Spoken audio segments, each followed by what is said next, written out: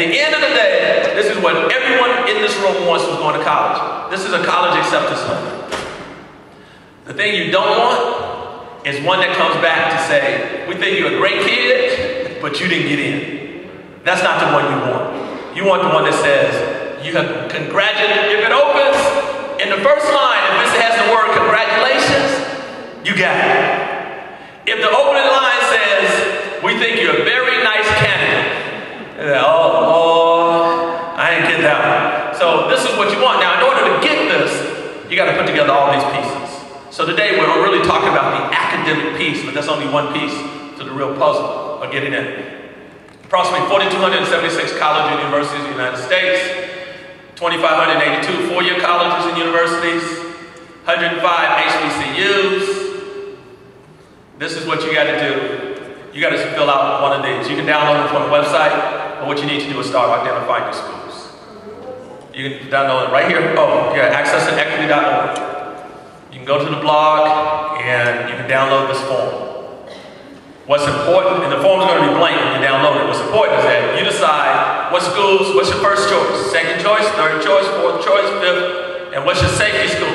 Safety school means that you don't get in anywhere, but you know your safety school, you get in. We went to the University of Massachusetts at Amherst, my son and his friend, and they asked the admission officer, what do we have to do to get in? He said 3.0 GPA, 1100 SAT. He said, what clubs do we need to be in? He said 3.0 GPA, 1100 SAT. He said, what leadership activities do we need to do? He said, you're not hearing me. 3.0 GPA, 1100 SAT. What he's really saying is that that could be your safety school. If you have a 3.0 GPA, 1100 SAT, you know, no matter what, you can get into UMass Amherst. You need to identify what that school is for you, and then identify the schools that you want to apply to. So you need to complete that. It's really 4 things that deals with getting into college. My fantastic form. One is academics. That's what we're talking about today. Extracurricular activities. Do that on another day. Personal qualities. Hopefully you develop them. We'll talk about that on another day. And then intangibles. Let me make this one comment for everyone in the room and all the parents. If you have a gift, and if that gift separates you from your racial group in some way, meaning that many black people, boys, play basketball and football. They don't play lacrosse. If you play lacrosse, you separate yourself from your racial group, because now college looks at you and says, hey, you're not the typical black guy. You do something different. What I'm saying is that whatever those intangibles, my older son was martial arts with Jelani, his personal quality and intangibles emerge playing piano. They don't get a lot of applications from black males who play piano. So whatever it is for you, you need to identify. Here's our challenge. 2,582 four-year colleges and universities. Somebody in the room, no older people, just young people. What kind of car is this? Yes, sir. What is it? Lamborghini. That's what you were going to say as well? Lamborghini. Let's see now. How many, okay, let me ask this question. How many parents own one? Okay, so this is not a car that's parked outside in the parking lot, but the young people know, they know what it is. Okay, most of the young people here know all of these cars. All of these cars cost less than 1 year's college tuition. So when you talk about putting together a college-bound plan, what you're really saying is you want your kid to go to college without you having to buy a car to get into college. So that's important. So we're going to talk about what you have to do. Now, tell me this. Where's this college located? Young people. I only want the young people to tell me.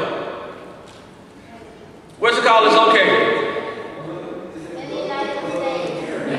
No, it's Williams. Not Williams American. It's Williams College. What did you say? Where is it? You said in the United States. Yeah, that's why you got an award. You're really right. She's right. She's right. It's in the United States. All right, you're right. I should have been more specific. Honey, Kimberly, where in the United States? Here's my point. Our children know a car that we won't buy, but they don't know where a college is. Okay. Oh, where is it? Pennsylvania. You're close. You're close. It's on the eastern seaboard. It's in Williamstown, Massachusetts. Okay, so Williams College, maybe it's because nobody ever heard of it, because, you know, it's who goes there? What do you think Williams is ranked? You think it may be in like the top 100, top 200? Yes, sir. Top 200? You're close. Williams is ranked the #1 liberal arts school in the United States. Williams College is the #1 liberal arts school in the country. But we know more about the Lamborghini than the college. Are you feeling me? You see where I'm going with this? Okay, how much do you think it may cost to go to Williams College? A lot. All right, that's good. Now, you're really close. It's $51,000 a year to go to Williams. Now, here's the next question. Pardon me? Oh, yes, ma'am. That's just 1 year. That's why I said you can buy those cars for less than 1 year's tuition. But here's the next question. If you're black and your family makes less than $60,000 a year, how much financial aid do you think Williams College might be able to give you? There you go. 100%. 100%. This is why the plan is so important. Because these schools are looking for black students to apply.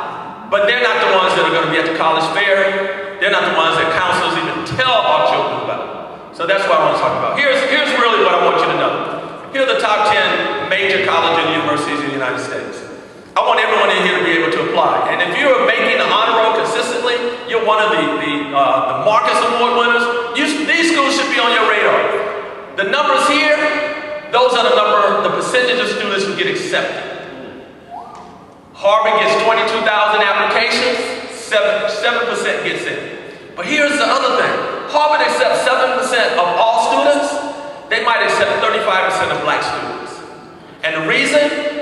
Hardly any black students are qualified enough to even apply. So see, if you put together the right plan, you can apply. And the point that I want to make, you may not even want to go to Harvard. But one thing for sure, the more competitive school, the more money they have in scholarship.